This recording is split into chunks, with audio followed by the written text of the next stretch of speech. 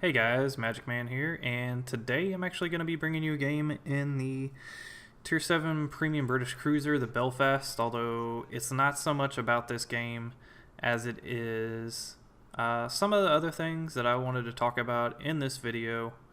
I will be commenting on the video and also be kind of filling the lulls in this game with some of the other things that I wanted to talk about, because this game does start off kind of slow, but it really does pick up, and it's probably, I don't know, I'd say in the top 5 as far as games I've had in the Belfast.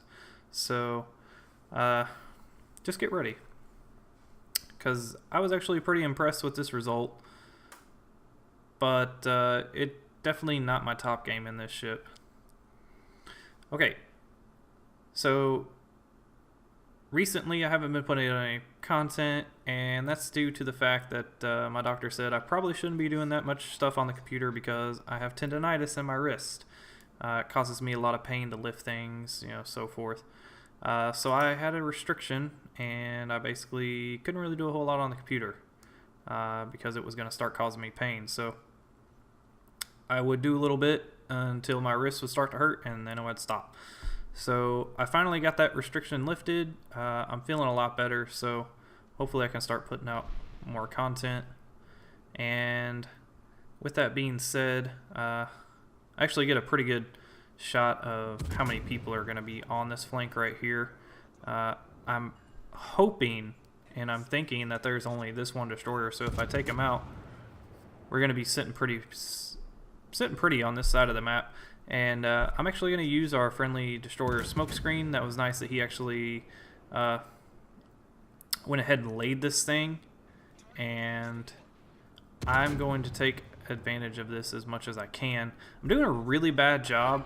I'm only hitting him with 4 shells at a time, which probably means I'm only hitting him with probably my front guns.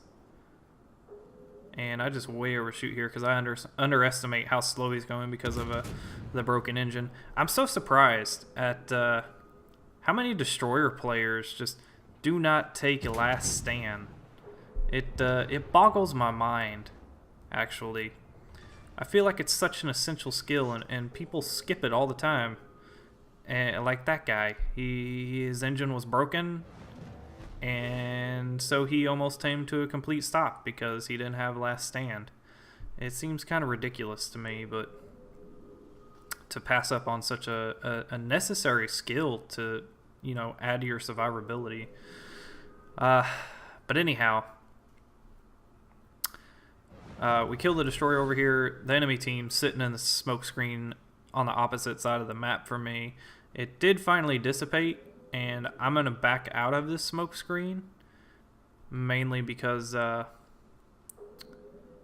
I don't want to be sitting in the cap anymore and someone comes along and gets in the cap and be like, oh, they must still be in the cap because I'm not capping this point. But it doesn't look like they're going to have the benefit of that extra knowledge because they're not even going to push the cap.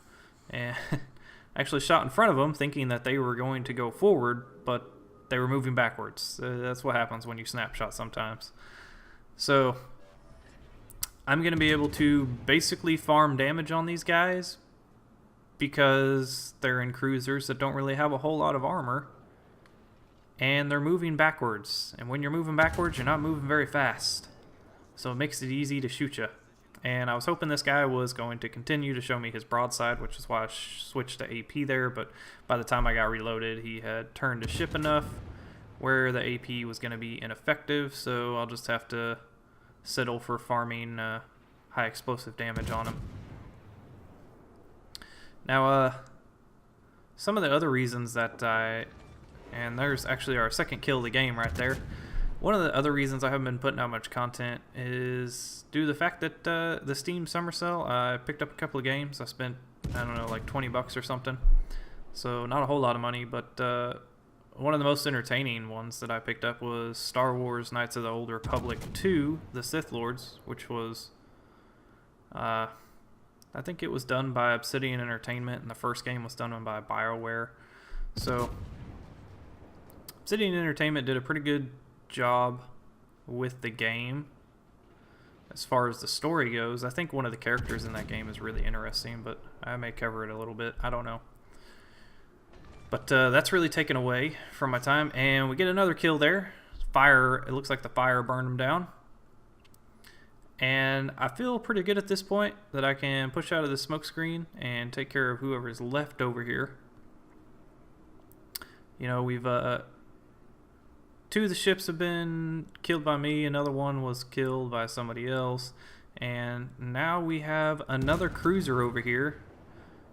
And I'm gonna go ahead and switch to AP, but usually once I switch to AP they definitely start to angle away. Yeah, and that's gonna be the case here. But it doesn't matter because this cruiser has so much superstructure and so little armor. Still do a decent amount of damage with that AP. And I'm waiting on my back turrets to turn. And I finally get him around. I feel like the Belfast is kind of on the edge of needing expert marksmen to help the turrets rotate a little bit better, but that's just probably because I play destroyers a lot and I'm used to the turrets rotating very quickly. So we're just sort of farming damage on this guy. I am going to push sort of into the middle of the map. It looks like there's going to be some good opportunities for me to get some flanking fire in against these guys that are pushing into our cap from the A point. And yeah, we actually get a citadel there. Probably could have aimed this shot a little bit better. And this guy that I didn't kill over there is going to take this opportunity to hit me with some HE, which is fine. And second citadel there kills him. Once I get behind this island, he's not really going to be able to do anything, so I'm not really too particularly worried about it anymore. And I luckily have another victim coming around the corner, so I believe that's 3 kills for me now. And this one, I always find it funny when destroyers want to try and fight me. It really doesn't ever make any sense. And I kind of felt like maybe that cruiser had launched torpedoes at me, which is kind of why I turned to the left and now I'm turning back. So luckily for me, I usually don't sell in a straight line, but sometimes I do. And I get caught with pants down, but that was not one of those times. I do turn on hydroacoustic here because I know this Fletcher is going to launch torpedoes at me. It's the only thing that he's got going for him. And I am unfortunately going to have to flatten out and to get around these torpedoes. And actually that was my 5th kill right there. So I get a Kraken unleashed. Apparently I must have missed a kill somewhere. And now it looks like I'm actually going to be able to carry this aircraft carrier. Looks like he was possibly trying to run away, but he's got no chance of escaping now. And while I'm over here, I am going to be lucky enough to actually cap this point as well. All of the enemy is pushing around the other side of the islands behind me. And we managed to get the Confederate award there as well. And we do have a fire going on that aircraft carrier. I'm just kind of wondering when he's going to put it out. And we do get another one. And this capture point is actually almost captured. And that's going to be a good thing because a little bit later on in this game we're going to need the capture points. Because there's... as you can see on my mini map, what was happening there, it kind of looked like my team was going into what's left of the enemy team one at a time and dying. It's never a good idea. Like, if someone is advancing on your base and it's just you going back to meet them and there's more than one of them, probably not a good idea. Because typically 2-on-1 fights, you're going to be the one that loses. That's just the way it is. And this Alba actually comes around the corner and starts angling just in time so that I don't get a citadel, which really sucked. But that's the price you gotta pay, I suppose. Now, the reason I'm not smoking up here is actually because I don't want my friendly destroyers to start getting shot at. That's really the only reason. Because if I smoked up, it was probably going to leave only the destroyer to shoot at, and he was probably going to get wrecked. So I decided I would take some damage for this guy. Not a whole lot. But once he gets in range to get off some torpedoes and I get a fire on him, I felt like he's probably going to be okay. So I go ahead and smoke up, and I don't have to worry about losing vision on this guy. But I did know there was a destroyer over here because there was a smoke screen. And I go ahead and pop my radar, and lucky enough, he was actually low health, so one shot was all I needed to kill him. And this guy is going to back up and give me the broadside of a ship. I, unfortunately, am aiming too far behind, and that's just, you know, I probably could have killed him right there had I done a little bit better job of aiming, but I really failed, and I just get 4 over penetrations there. So, letting myself down with the aiming and the shots. It was just one of those things, heat of the moment sort of deal. So I don't want to say I panicked, but I was like, oh god. And it looks like, yeah, the destroyer is going to actually get the Alba. Of course, that's what happens when you decide to shoot at a cruiser instead of shooting at a destroyer. Typically, you know, your target priority should always be destroyers, unless the cruiser is right on top of you and they have torpedoes, in which case you should probably deal with the cruiser first. But typically destroyers are easier to kill. They usually have a nasty surprise in the form of torpedoes, although I wouldn't really call it a surprise because you know it's coming, but you know, it's all about target priority and decisions. So, at this point, we've got 2 caps. The enemy's got 2 caps. The bad thing is that our one battleship on the team, which should probably be fighting the other 2 battleships, because cruisers can't really effectively fight a battleship unless they're hidden. Our Colorado is unfortunately running away to the map border. I don't know why. Makes no sense to me. But anyways, Colorado's going to run away. He's going to leave us 2 cruisers to fight, and he's pretty much going to be totally useless, sitting almost all the way in the back of the map. Just sniping, I guess, because battleship guns are accurate at long range. God, I have to wonder what some people are thinking. So, to make sure that we don't lose this game, because I'm pretty positive that I'm gonna lose my friendly cruiser friend over there to one of these battleships, I am going to go take a cap so we don't get behind in the caps, and basically try and sit behind an island and shoot. And I do actually get what do they call that? High caliber? Yeah, the high caliber award. So now I've got a Kraken, Confederate, and the high caliber. I don't think there's any more awards I'm going to be able to get in this game unless it's Arsonist, which I think I'm a pretty long ways off, just due to the fact that most of my fires in this game have been put out before they've really ticked and done too much damage.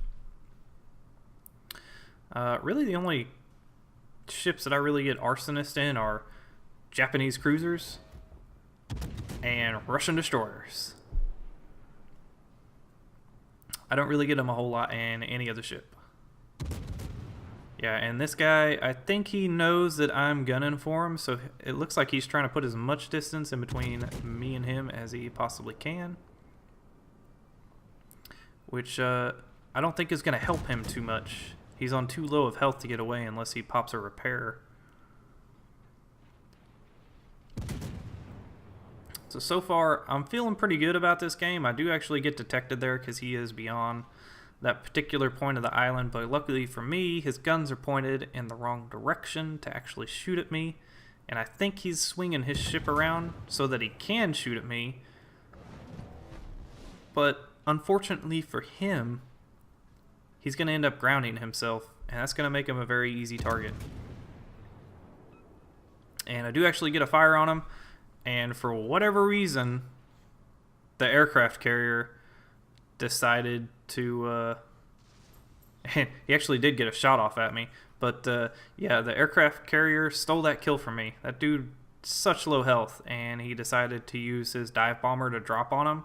It would have been much better used, you know, dropping his dive bombers on a almost full health battleship. But, you know, whatever. I guess it's a kill secure, even though I was going to kill him anyway, so. Yeah, that sort of decision making right there, I just kind of wonder, like, what are you thinking? I understand you want to get a kill, but why? But anyhow, moving on here, we've pretty much got this game in the bag now because I took that other cap point. I don't think there's any possible way, even if we lose this cruiser, which I'm pretty positive we're going to. Yeah, and there he goes. He goes down. I don't think we can lose this game.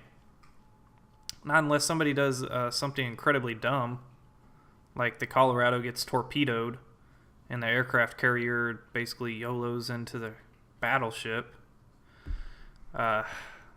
Even then, I'd have to do something stupid to get killed. And since that guy just fired, I'm going to take this opportunity to shoot at him, because I'm thinking he's probably got bigger problems in dealing with the Colorado. Although my assumption about that is wrong because he just targeted me. So he's going to shoot at the guy who's further away, you know, since he's in a German battleship who are known to have terrible dispersion, especially at long range. He's going to waste his time shooting at me. So, yeah. There's just been a game full of people who are making bad decisions. And then he's going to open up his broadside to our battleship. I'm just like, this guy in this battleship could have played this so much better. But, you know, if he's going to make it easiest for us to kill him, then, you know, we'll take it. But this is pretty much going to be the end of the game. And we're going to go ahead and transition to some results here. And got 408,000 credits. Got 5,500 XP after all the bonuses. Almost did 120,000 points of damage. And then we got Kraken Unleashed, the Confederate, and the High Caliber Award. And then after all that was said and done, you know, I had a base XP of about 2,700. Which isn't too bad, and ended up on the top of the team there. As you can probably see on the screen, I actually did get I got to rank 15 and ranked by playing 17 games, so it wasn't too bad. I just had to quit playing because my wrist was injured, which sucks, because I really wanted to try and get to rank 1 this season, and as you can see there, spread our damage around everybody, and actually ended up making, you know, a little over 300,000 credits out of this game, which is pretty good because I don't run a premium account. But anyways, if you like this video, please hit the like button and subscribe if you want to see more.